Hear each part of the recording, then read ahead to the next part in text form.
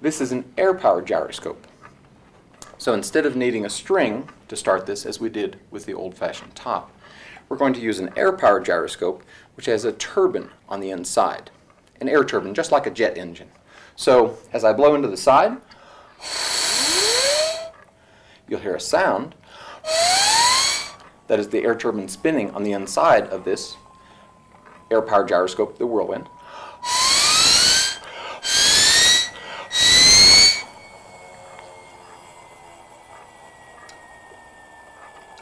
And again, having gyroscopic stability, it remains horizontal, tends to resist tilting over.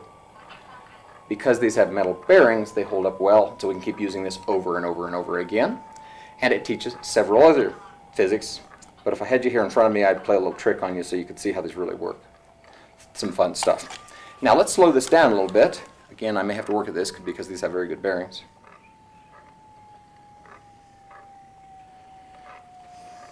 When it slows down, it will start to wobble like any other top or gyroscope. Again, gyroscopic precession.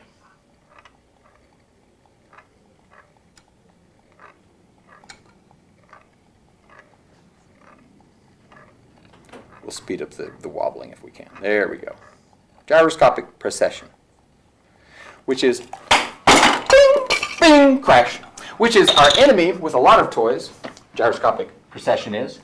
But it's our buddy with some other toys. So we'll demonstrate a toy now in which that gyroscopic precession is our buddy.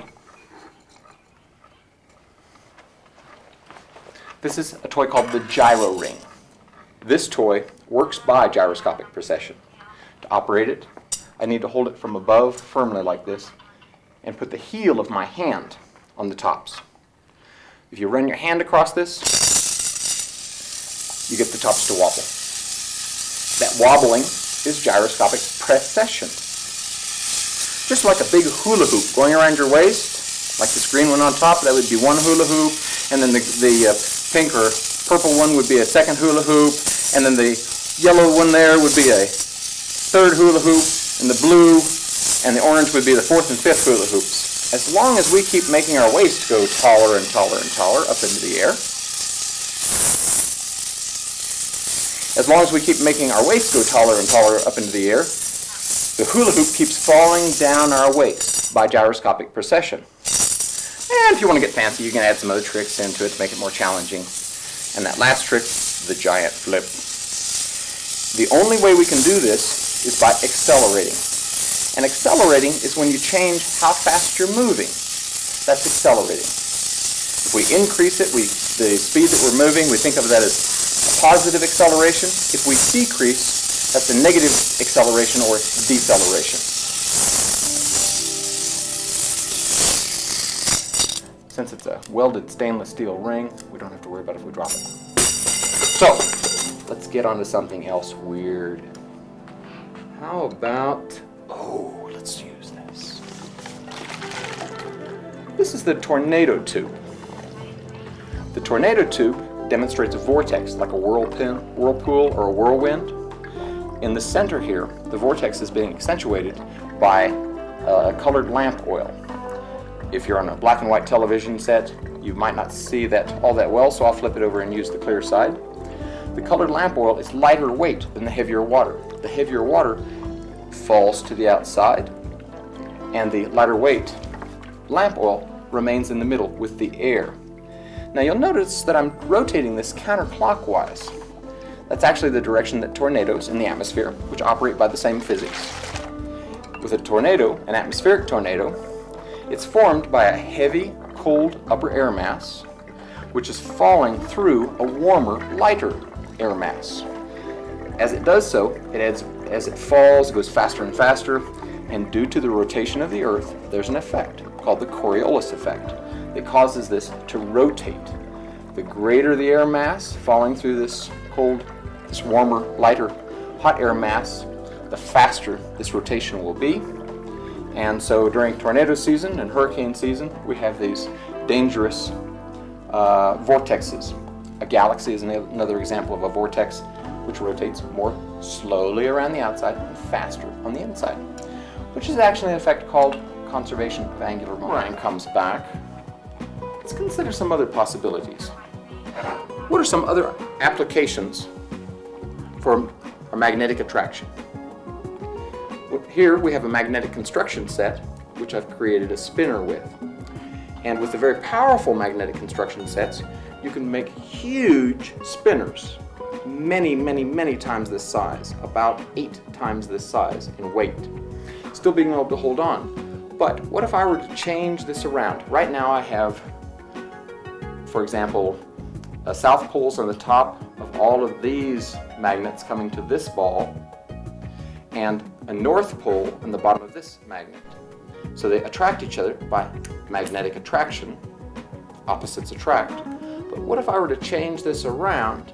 This is going to fall apart on us when we do this. What if I were to change this around to where I had more repelling forces? I don't have any attraction. It won't hold up. So I can't build those cool spinners. We need to take advantage of magnetic attraction and magnetic repulsion, remembering that opposites attract and likes repel. So let's take advantage of magnetism a little bit more. Have a drink. This is a toy that I used to play with as a kid. Wonderful toy. I think they were called the Wheelos when we were kids, and I think this is the magnetic wheel. I think so.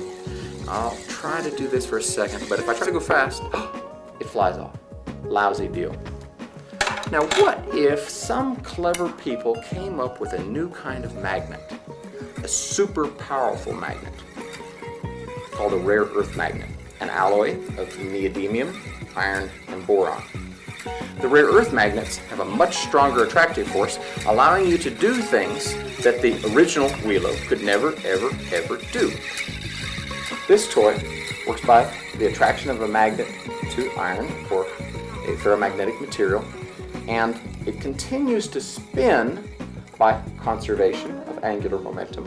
Whenever something is spinning, it wants to keep spinning until some force brings it to a stop. It has a rotational, we say inertia. It has a desire to keep going. And if we take how heavy it is and multiply it by how fast it's spinning, that's called momentum. If something's moving straight, if we multiply how heavy it is, its mass, times how fast it's moving, that's linear momentum, momentum in a straight line. So we have a conservation of angular momentum here. Angular, rotating, changing angles. And so it wants to keep spinning, even if that means rolling uphill against gravity. These Wizmos are cool. A variation on that was a British toy called the Orbitor from the 1950s. I've got one of those at home, but I didn't bring it. The Orbitron was based on that toy, and the Orbitron has, again, a dual track that the magnetic spindle holds onto. Again, taking advantage of our modern magnetic materials, we're able to have a spindle that will hold on even at very high speeds. So now, let's talk about energy.